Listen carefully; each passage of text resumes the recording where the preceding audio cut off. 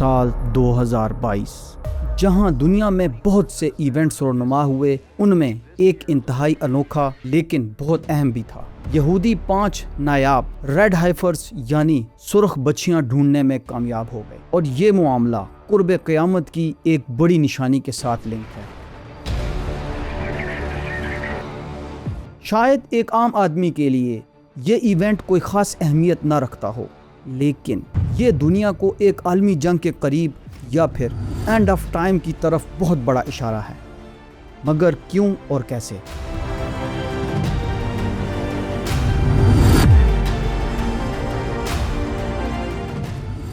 ستمبر 2022 میں یہودیوں کو 5 ایسی سرخ گائیں مل گئی جنہیں وہ پچھلے 2000 سال سے ڈھونڈ رہے تھے، صرف اور صرف ایک خاص قسم کی قربانی کے لیے۔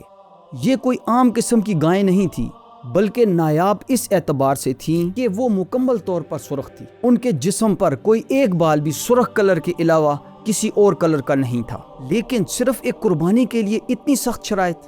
Sound amazing? چلو سمجھتے ہیں۔ بنی اسرائیل میں گائے کی اہمیت شروع ہوتی ہے مصر سے، کیونکہ گائے مصریوں کے مقدسات میں سے ایک تھی۔ جیسا کہ آپ نے حضرت یوسف علیہ السلام کے دور میں فرعین مصر کا وہ گائے والے خواب والا واقعہ تو سن ہی رکھا ہوگا۔ لائک ہر غلام قوم کی طرح بنی اسرائیل میں بھی سالہ سال تک غلام رہنے سے خام خواہ ان کے اندر مصریوں کے نظریات اور عقائد رچ بس چکے تھے۔ ان کے دلوں میں اپنے آباء و اجداد کی یکتا پرستی کے الٹ گائے کا تقدس اور پرستش گھر کر چکی تھی۔ جب حضرت موسیٰ علیہ السلام بنی اسرائیل کو فرعون مصر کے چنگل سے نکال کر لے جا رہے تھے تو ان کی قوم کا گزر ایک ایسی قوم سے ہوا جو کہ اپنے جھوٹے معبودوں کے مجسمے بنا کر ان کے سامنے جم کر بیٹھے ہوئے تھے اور ان کی عبادت کر رہے تھے۔ یہ مجسمے گائے کی شکل کے تھے، اور بنی اسرائیل اس بات سے بہت امپریس ہوئے۔ یہی وجہ تھی کہ جب حضرت موسیٰ علیہ السلام اس قوم کو صحرائے سینا میں چھوڑ کر تھوڑے وقت کے لیے 40 دنوں کے لیے کوہ سینا پر گئے، تو یہ قوم حضرت موسیٰ علیہ السلام کی اس محدود سی غیر حاضری میں شرک جیسی قبیح برائی میں مبتلا ہو گئی۔ مطلب ساری قوم نہیں، اس کا کچھ حصہ۔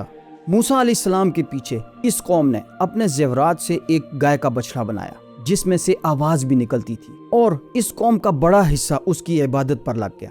پوری قوم یعنی بنی اسرائیل کی بے حسی کا عالم یہ تھا کہ حضرت ہارون علیہ السلام اور ان کے چند 100 ساتھیوں کے علاوہ کسی نے بھی اس غلط کام کو روکنے کی کوشش نہیں کی۔ لیکن 40 دنوں کے بعد جب حضرت موسیٰ علیہ السلام اللہ تعالیٰ سے تورات لے کر اپنی قوم کے پاس واپس آ گئے تو اپنی قوم کی اس حالت کو دیکھ کر بہت غصے میں آ گئے، اور وقتی طور پر تو اس بیل کو توڑ دیا۔ لیکن اب اس شرک جیسے کبیرہ گناہ کا واحد حل سچی توبہ ہی تھی۔ مگر اس دفعہ بنی اسرائیل کے لیے بچڑا پوجنے کی سزا اور توبہ کی قبولیت کے لیے ایک شرط مقرر کر دی گئی۔ بچڑے کی عبادت نہ کرنے والے پوجنے والوں کو قتل کریں گے، اور مجرم یعنی بچڑے کی عبادت کرنے والے راضی خوشی اور سکون کے ساتھ قتل یا قربان ہو جائیں۔ بنی اسرائیل نے اس شرط کو قبول کر لیا۔ اس طرح صبح سے شام تک 70,000 بنی اسرائیلی اپنی جان کی بازی ہار گئے، لیکن یہ تھا کہ ان کی توبہ قبول ہو گئی۔ یہ سب کچھ ہو جانے کے باوجود بھی بنی اسرائیل کے دل میں کہیں نہ کہیں گائے کی عزت اور محبت قائم رہی، اور آگے چل کر اسی محبت کو ختم کرنے کے لیے انہیں پھر گائے کی قربانی کا بھی حکم دیا گیا۔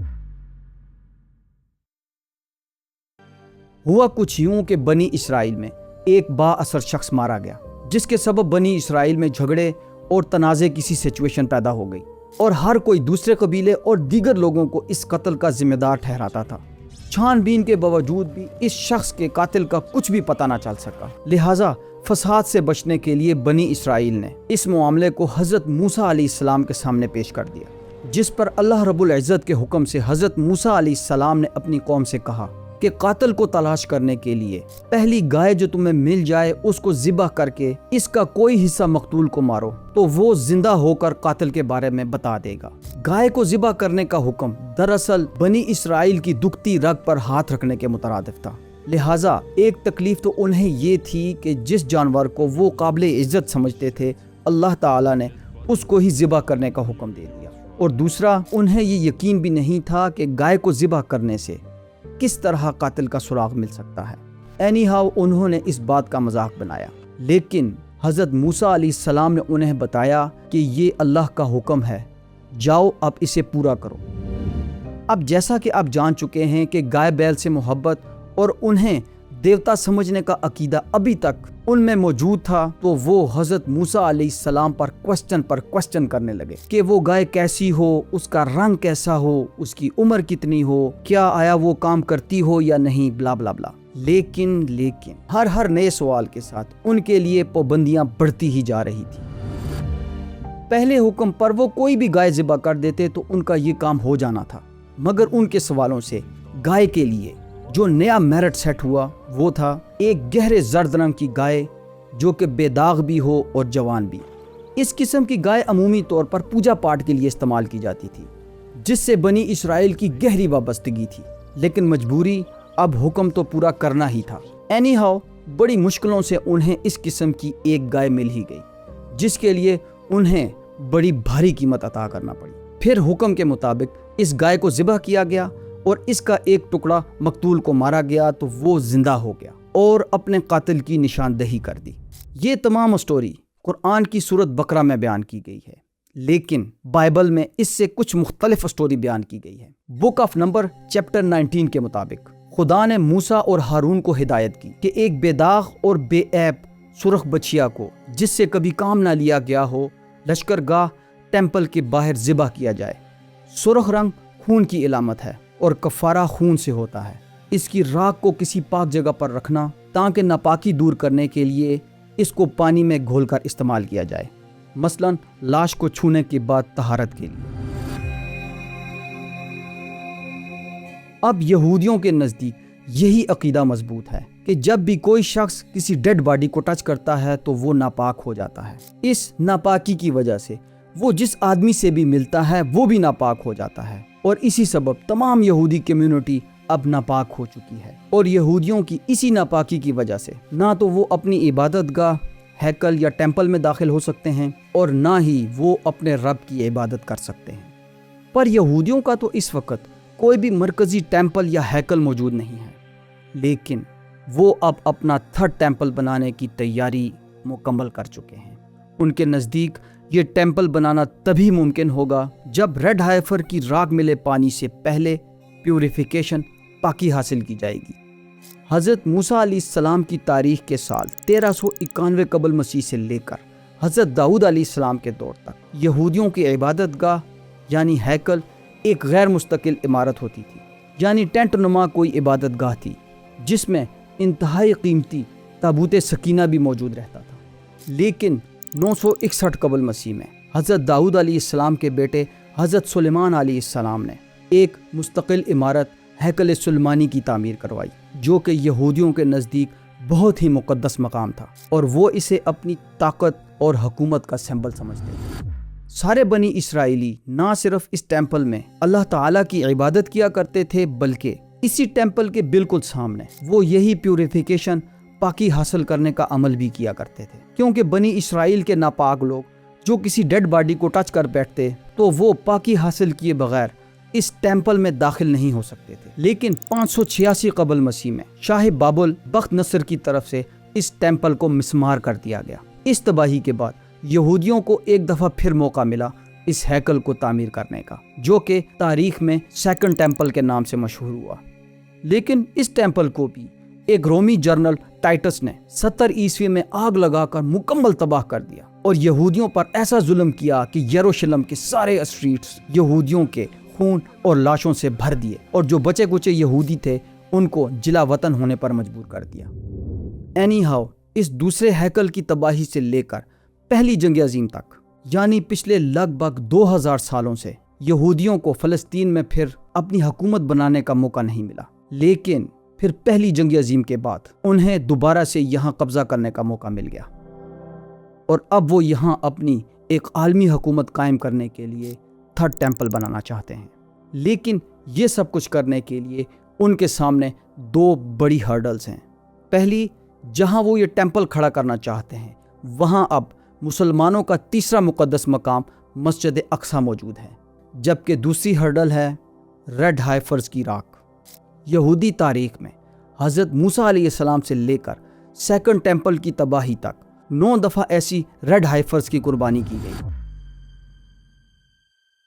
لیکن ریڈ ہائفر کی آخری قربانی، اس سے حاصل ہونے والی راک اب مکمل طور پر ختم ہو چکی ہے، جس کے سبب یہودی اب تک پیوریفیکیشن پاکی نہیں حاصل کر پائے۔ اب چونکہ انہوں نے سرزمین فلسطین پر قبضہ کر لیا ہے تو وہ پچھلے کئی سالوں سے ریڈ ہائفرز کی تلاش میں تھے۔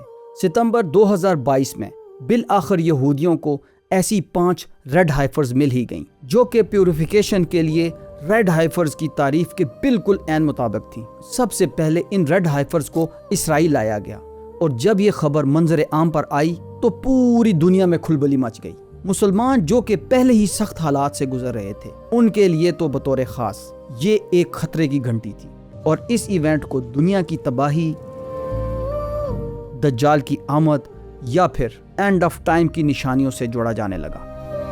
یہودی عقیدے کے مطابق ان ریڈ ہائفرز کی قربانی کے بعد ان کی ایشز کو پانی میں ملا کر وہ سب سے پہلے پاکی حاصل کریں گے، اور پھر وہ مسجد اقصی کو شہید کر کے اس کی جگہ اپنا 3rd ٹیمپل کھڑا کریں گے۔ پھر ان کا جھوٹا مسیحا دجال آئے گا، جو کہ پوری دنیا پر ان کی حکومت قائم کر دے گا۔ اب جب کہ ان کو یہ ریڈ ہائفرز مل چکی ہیں تو ان کی ایک ہرڈل تو ختم ہو چکی ہے، جس کو وہ خدا کی طرف سے مستقبل میں آنے والے ایونٹس کی ایک بہت بڑی علامت سمجھتے ہیں، خاص طور پر اسرائیل کے یہودیوں کے لیے۔ لیکن دوسری ہرڈل ابھی باقی ہے، 3rd ٹیمپل کی تعمیر، جس کو وہ مسجد اقصی کی جگہ کھڑا کرنا چاہتے ہیں۔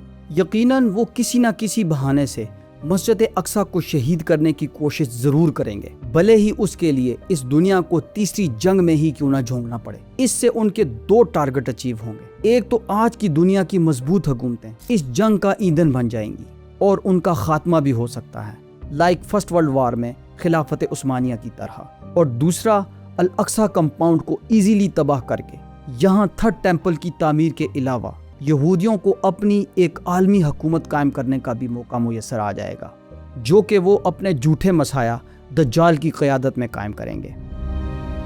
اب مسلمانوں کی کرنٹ سچویشن دیکھ کر تو لگتا نہیں کہ وہ اس وقت 3rd ٹیمپل کی تعمیر کو رکوانے کے لیے کچھ بھی کر پائیں۔ ان کی کمزوری تو پہلے ہی آپ کے سامنے ہے۔ لیکن اس دور میں ایک ایسا ایونٹ ہوگا جو کہ مسلمانوں کی تمام طاقت کو یکجا کر دے گا، امام مہدی کا ظہور۔ اگر یہودی دجال کی قیادت میں اس دنیا پر دجالی نظام کو نافذ کریں گے تو اس کے مقابلے کے لیے پھر مسلمانوں میں امام مہدی کا بھی ظہور ہوگا، اور مسلمان امام مہدی کی قیادت میں اس دجالی فتنے کا مقابلہ کریں گے، اور یہی قرب قیامت، اینڈ آف ٹائمز کی بڑی نشانیوں میں سے ایک ہے۔ Like, share and subscribe. اللہ حافظ۔